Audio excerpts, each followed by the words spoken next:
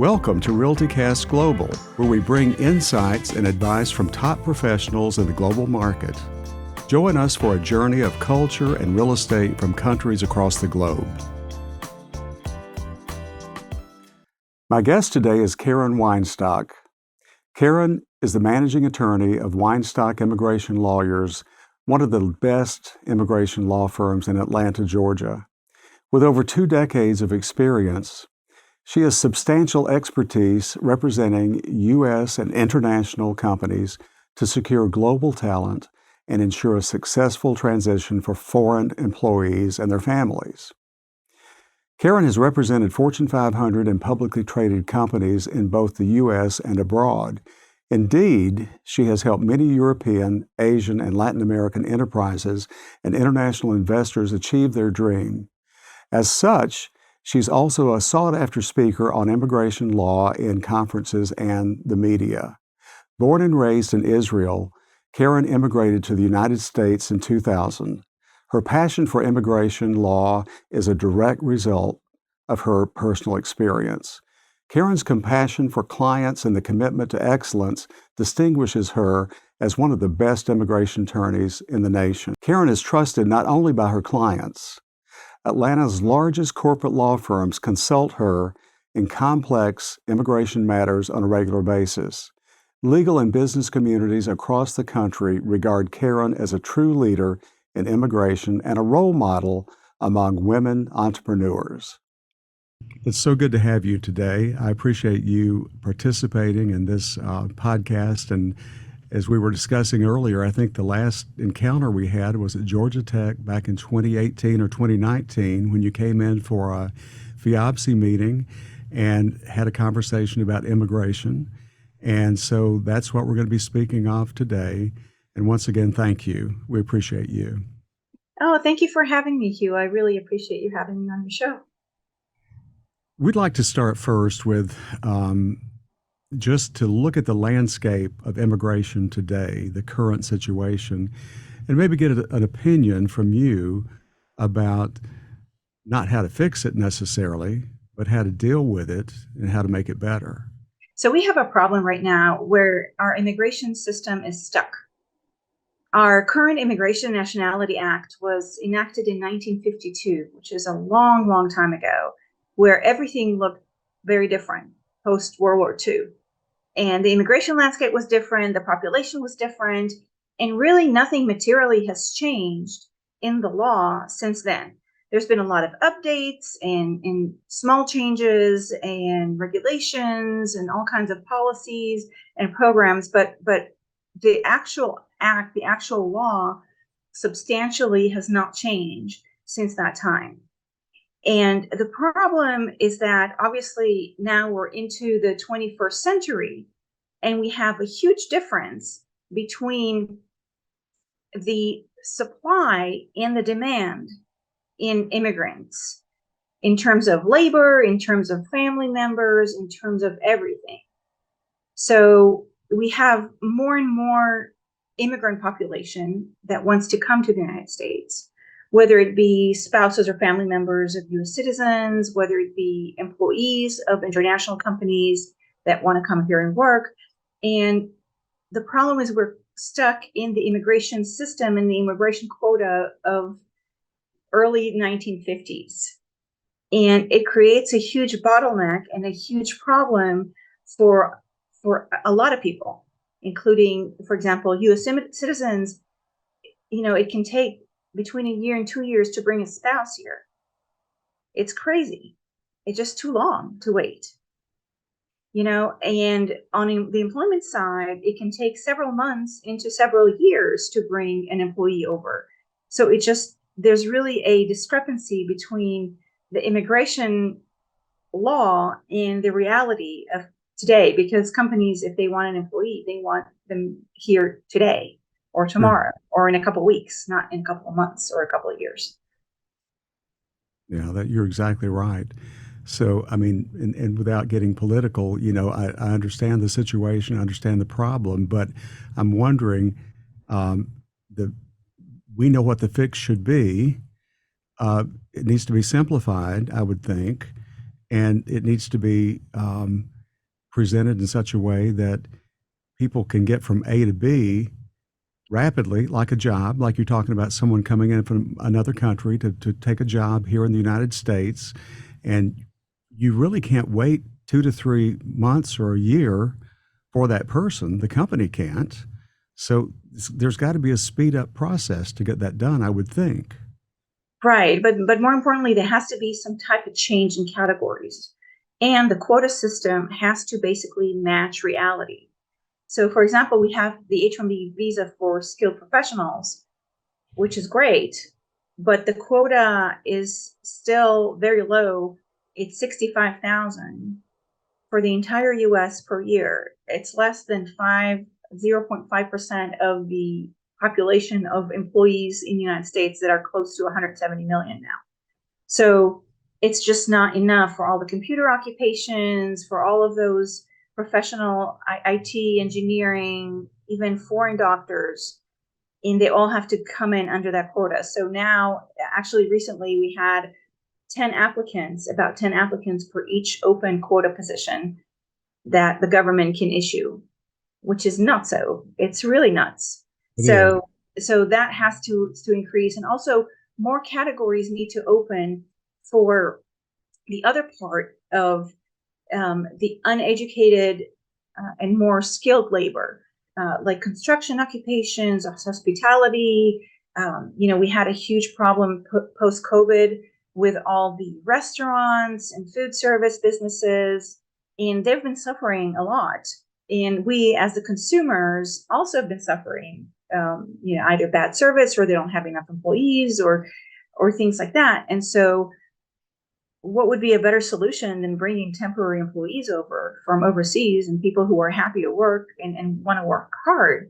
But there's really not a good category to bring those people in. So opening up more categories and allowing more people to come in a legal way, in a legal manner, especially for those occupations that Americans either don't want to do, or they won't do, or there are shortages in those occupations. I understand completely. And there's a whole list. I'm looking at it right now, and you mentioned the H1B. What about the L1? What is L1? I'm not familiar with that. Yeah, so L1 is intercompany transfers. So those international companies or corporations that have operations in various countries. So that let's say, for example, that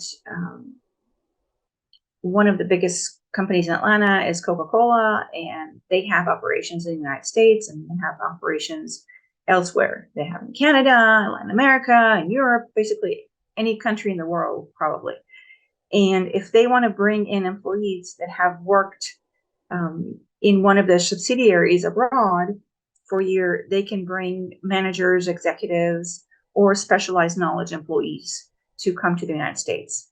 And this is great, but it doesn't solve the problem of local companies that don't have that international presence. I see. I see. Well, I mean, that's all very interesting. And today we're going to talk more about foreign nationals coming into the United States and how we as real estate professionals would serve them in finding properties here. So I guess the first question is, how can a foreign national purchase properties in the United States? So that's actually fairly easy if you are here legally.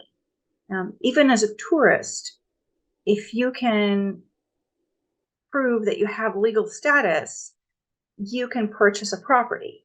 Now, you may not have a social security number, you may not qualify for a loan from a traditional bank, especially if you have, for example, just a visitor visa, because you don't qualify for a social security number if you have that. Only people who are here on work visas or have some type of ability to work in the United States legally through the immigration authorities can get a social security number. But they can purchase properties, and the majority of foreign nationals that can't get loans because they don't have socials, or they don't have legal status, or they're just here as visitors, they can purchase properties pretty much for full cash. Some banks would give you a small loan, like 10, 20, 50%, or less than the property value. But most of the time, they would have to pay cash for the property because they have no social security number or credit history. I guess on the next question, you answered part of it just then, but what are the differences between the visitor and people who are actually here on visas when purchasing property? So people who are here as visitors do not get social security numbers. They're here for a limited time, usually up to 3 months for a business visitor, or if you're here on ESTA, which is, it's like a visitor visa, but it's not really a visa. It's for nationals of countries like Western Europe and Canada. They basically come here as visitors without a visa. They have to register through and send the immigration agencies documents, passports of their country. Let's say, for example, from the UK or Germany or France, and then they can come here without a visa for up to 90 days. Again, they cannot work. They don't get a social security number. They just here as visitors, pure visitors, either for business or for tourism purpose. And so they cannot work, and usually they would buy a property cash. So they could purchase a property here in the U.S. Yes, that's correct. They can purchase a property, and there's, for example, like a lot of Canadians who are winter birds who don't want like the winter in Canada, so they would come here for the winter months and maybe purchase a property in Florida or one of the Sunbelt states, and then they would go to Canada at the end of the time. And so that's allowed for sure. But again, they would usually have to purchase the property for cash. It's going to be very difficult for them to get a loan without a social security number and a work visa. On the other hand, people who are here on work visas, they have an ability to work. They would get a social security number. They're here to stay, and they usually have income in the United States because obviously they're working here on a work visa. So for those individuals, it would be easier to qualify for a mortgage, either through FHA or another bank or mortgage program, depending on what property they're buying, what's their income, et cetera, et cetera. And those are legally here, and it's easier to qualify for a mortgage, although not easy as a U.S. citizen or a permanent resident, because their visas do expire, maybe in a couple of years, 3 years, 1 year, and then the mortgage industry is a little bit more stringent on loaning funds for a mortgage if the visa is closer to the expiration date, although some of the work visas can be extended. Okay. What about can someone get an investor visa to buy investment property in the United States? Is that a thing, an investment visa? So this is a very common question, both from clients and from real estate professionals, because there's a rumor or an urban legend or of some sort that is floating around in terms of, oh yeah, I'll pay 500,000 or I'll put $1 million down for a property. Can I get an investor visa for it? Because it's a lot of money. And the legend is, which is not true, that yeah, that's possible. But in actuality, it's not possible. Because in order to get an investor visa, you have to have an active business in which you are investing. So the sum of 500,000, $1 million, these are substantial sums of money. There's no question about that.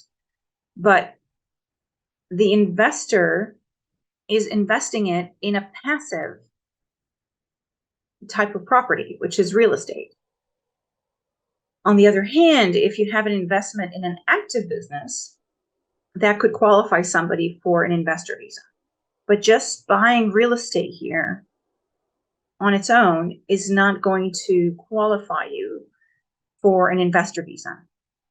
Now, if you buy an apartment complex or multifamily, and then you're going to manage it and collect rent and things like that, that possibly could be an investor visa qualifier. But just buying a single family home, a retirement home, a second home, a vacation property, usually that would not qualify somebody for an investor visa. Do you think some of that comes from the fact that there's other countries that are offering like golden visas and things like that into their country if you put a certain amount of money in property and can stay a certain amount of months per year? Maybe that's kind of all mixed into the thinking today here in the United States, that there's something similar? Maybe, but I think it's kind of like a wishful thinking kind of rumor. Mhm. Obviously, for the majority of people, they understand real estate investment in terms of, okay, I'm going to pay a price, I'm going to have a real property in my hands. And although there are market fluctuations in real estate going up and down, for the long term, it's going to go up, and investors feel more secure in buying a property because they have something real, versus buying a business or operating in a business or investing in a business. A lot of people don't have those skills to run an active business or to know whether a business could be successful or how to make a business successful. So that's really the big difference. So it's a lot of wishful thinking. Okay, yes, if I buy this property, then I'm going to get an investor visa, and that's not true, Okay, so the unfortunately. main qualifier to have the investment visa would be to, as you said, purchase maybe an apartment complex and manage Well, that. but even that sometimes is not going to be sufficient. So, for example, if you buy an apartment complex that has 10 or 20 apartments, that still might be an active business. If you buy a whole community, let's say you have 100, 100 or rental units, and then you have people working for you, you have a management team, you have a maintenance people, employees, that might qualify. But again, you have to really uh, distinguish between an active business versus a passive business.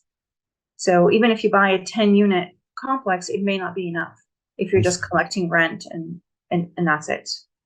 Because it Have you still ever might be considered passive. have you ever handled a situation like this for a client from a foreign national coming into the U.S.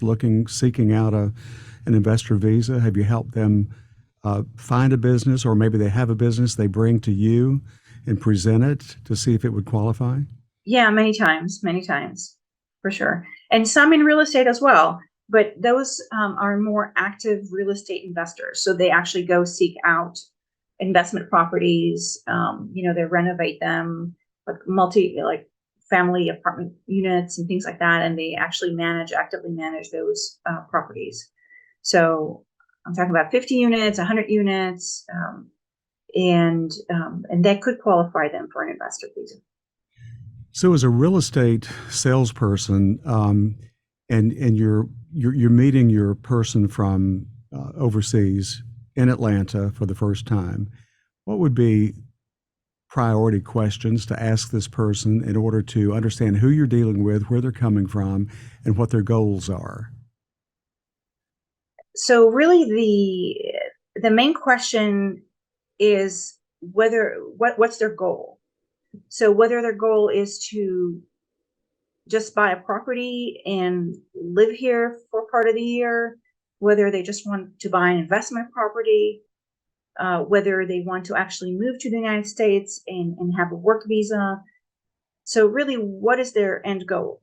That's the first question, because obviously the properties that you're going to be interested in are going to differ between, yes, I want just a vacation property where I can spend my winters for 6 months out of the year, or whether I really want to invest in real estate, have a work visa, and probably see some yields out of my funds.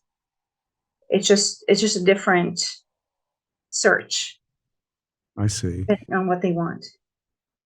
But um, also, let's go back just a minute to some of the areas of immigration law. Um, Training and educating company management, HR on expatriate employees. Now, is that a reason that those people would be able to receive a visa to come into the United States and be trained at a facility here? Yes. So for some companies, it's very important to transfer international employees, whether it's because they have knowledge, specific knowledge that they lack in the United States and they can train the US people on, or whether it's a specific managerial employee who they want to promote to oversee something in the United States.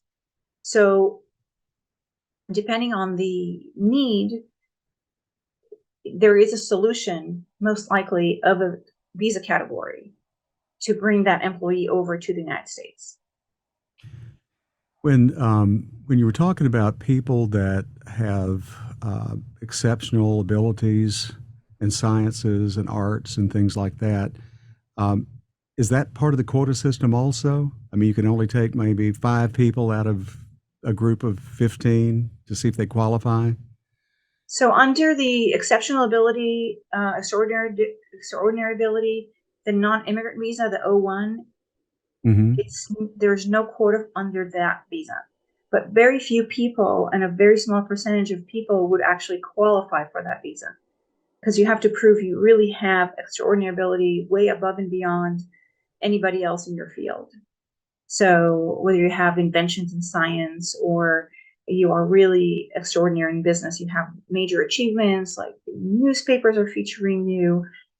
It's a very high bar to pass, so most people won't qualify for it. Whereas the professionals or the executives, managers, um, there's a bigger opening for that. So, and there's no quota also on the investor visas, and there's no quota on the intercompany transferees. So on the non-immigrant part or on the work visa part, there's no quota. There are quotas on green cards based on employment, and that's another part that has to be changed. Because for some people who are legally here, they can wait 10, 20 years to get a green card based on employment. If you're Chinese or Indian, you're going to sit in a queue that's very, very long, very many years. And those are for people who are legally here. We want them here. They're professionals. Most of them are working in IT, engineering, and other lucrative occupations. So, So we're still, excuse me, stuck back in 1952. yes, on the quota system, absolutely. And the H-1B visa quota has not really been increased since like early 1990. That's really sad. Yeah. If you could think about one or two experiences that you've had with successful experiences with a foreign national coming to you for anything in the way of business related or just a situation they're in where they need your help, can you give us the just a little scenario of what it was and the success you had in getting that person from point A to point B? Yeah. So we actually had a real estate investor from Canada who wanted to immigrate to the United States because they um, they did the business planning and they've been to the United States, and um, they made a lot of money in the Canada real estate boom of like late 1990s, early 2000s. And then they're like, well, I think we kind of maxed out on Canada and want to move to the States. And they actually hired a different lawyer to prepare the investor visa application, and they got denied. And then came to us, and so we looked at the business plan, we looked at the documents, like, okay, we can refile the case, and I think we can get you approved. And it's just a lot more difficult to get a case approved after it's been denied. It's always the case, because then the immigration officer has that preconceived notion that the case should be denied a second time. But we prepared the case. We redid the business plan. The big problem in that case was that their U.S. company was going to be more of a passive real estate management company versus an active business. So we really made the case for an active business, and the visa was granted after we reapplied, and investor and family was very, very happy. And now we're actually working on a renewal for that for that investor after the initial 5 years have been approved. So it's a very good success story. And surprisingly, even after COVID, and during COVID, that group of owned by that real estate investor has been very, very successful transforming properties. And he actually got a couple of really, really good apartment complexes that were going to go under because of COVID, and completely revamped them. And now they're really, really nice communities. So there are success stories. That's fantastic. One thing now in the intro, I mentioned that you came from Israel in 2000, I believe. Could you give us just a little bit of an update on you, when you came, and where you are today? Oh, wow. So when I came, it was a very challenging time, to say the least. I didn't have a job, and then I couldn't get a job because I didn't have a visa to work. I just came as a visitor. I sat for the New York bar. I passed it, and then I was like, okay, what should I do now? And I didn't really plan anything, or it wasn't really thought out. With the experience I have now, I would have done everything differently.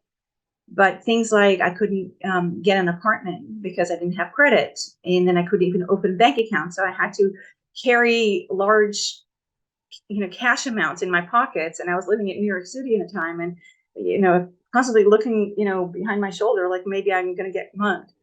So, we didn't have ATM cards. Well, we had ATM cards, but no debit or credit cards back then.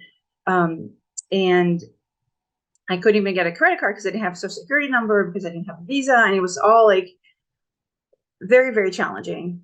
But after I had gotten my first job, then everything kind of like fell into place. And I was very lucky in that I had a cousin of mine who was brave enough to co-sign my lease. That's the only reason why I was able to get an apartment. And I know that a lot of people are not as lucky, but it was a very, very good learning experience, because that's what kind of called me to move into immigration law and help other people to achieve their American dream like I have. So It's a fantastic story. I just wanted to hear it from you because we told a little bit about it in the intro, but to hear it coming straight from you means a lot to people out there that are trying. Never give up. And so you came from that point to Weinstock Immigration Lawyers today, and are best known in the city for what you do. I know that you do national speaking engagements, and even attorneys locally will ask you advice. So that says a lot about you from 2000 to 2023. Congratulations. Thank you so much. I really appreciate it. We're gonna have to go now, but it hasn't really been enough time, but at least we got to capsulize a little bit about who you are. And when the podcast is out, I'm sure you're going to be receiving telephone calls, because people need to know specific information about what to do, and when they have different situations they're dealing with on a daily basis. So again, thank you. Your information will be up, and I hope to see you sooner than the next 5 years. Thank you so much for having me. Thank you. Thank you. It's been a pleasure. Thanks for joining in on today's episode of RealtyCast Global. Make sure to subscribe to the podcast to be notified when new episodes air.